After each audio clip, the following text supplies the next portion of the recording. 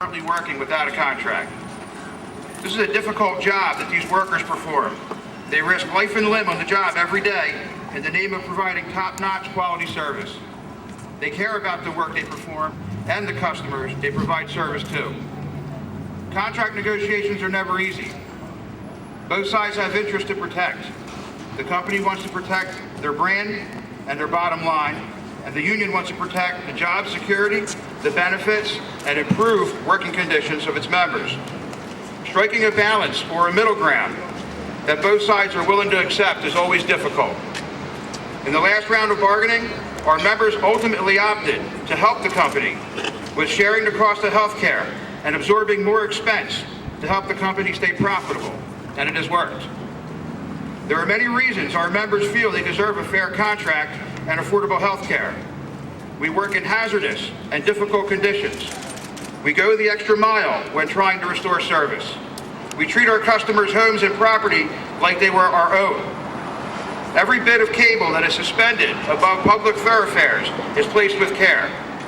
We value public safety. We also value our own safety. When I have a piece of equipment I have to hang, I ask myself, would I trust this installation for myself and my family to sleep under it every day for the rest of my life? And the answer is yes. Always yes. Every time, there's a safety credo our members live by. No service is so important and no service is so urgent that we cannot take the time to perform our work safely.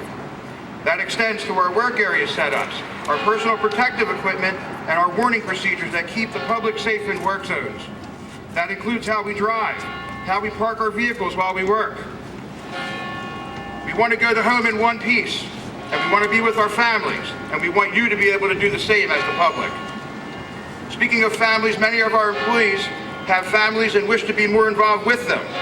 They are pulled away due to service loads and storm outages. These employees perform community service and volunteer to coach sports teams, be scout leaders, and mentors to underprivileged kids. Community means a lot to us. It's what teaches the next generation to appreciate what those before them have accomplished and left for them to build upon. Our retirees, who I want to recognize now, give yourselves a round of applause, please.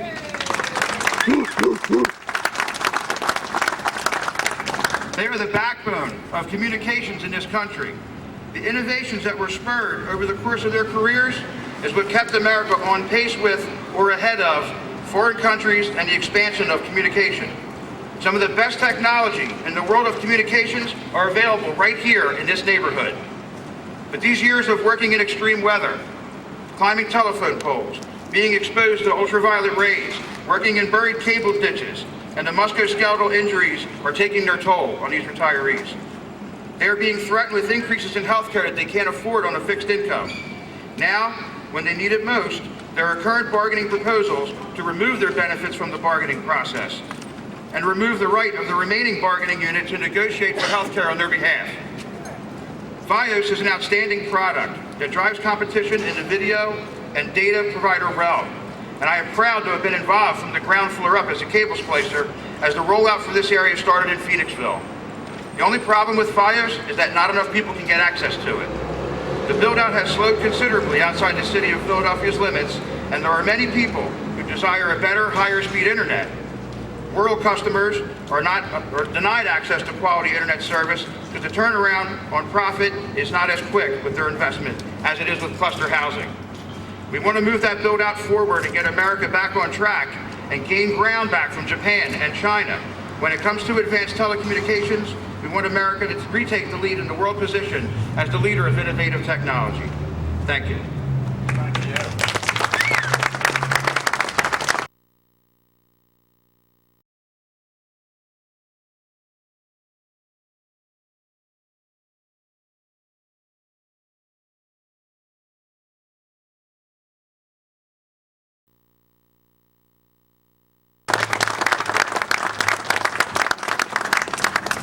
I want to recognize some special guests who are here to support us in this fight. Jim Farrelly, the president of the Philadelphia AFL-CIO Retired Member Chapter.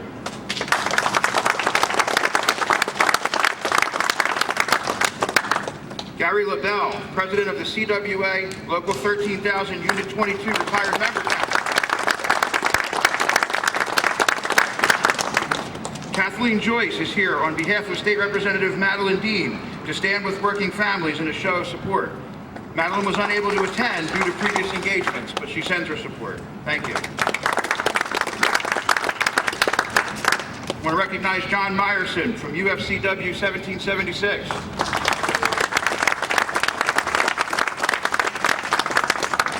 Also want to recognize Tom Tosti, the Director of District Council 13 for AFSCME. There are other representatives and senators that could not be here or send a person to represent them today, but they want you to know that they support our cause and stand with Verizon workers. Senator Stuart Greenleaf sends his apologies, and he's with us. Senator John Rafferty, Pennsylvania State Representative Pam Delisio, Tom Merck, Mike Vera, Tim Briggs, Jean DiGirolamo, and also Montgomery County Commissioner Josh Shapiro and Val Arkush, who could also not be here today. So I thank them for their support.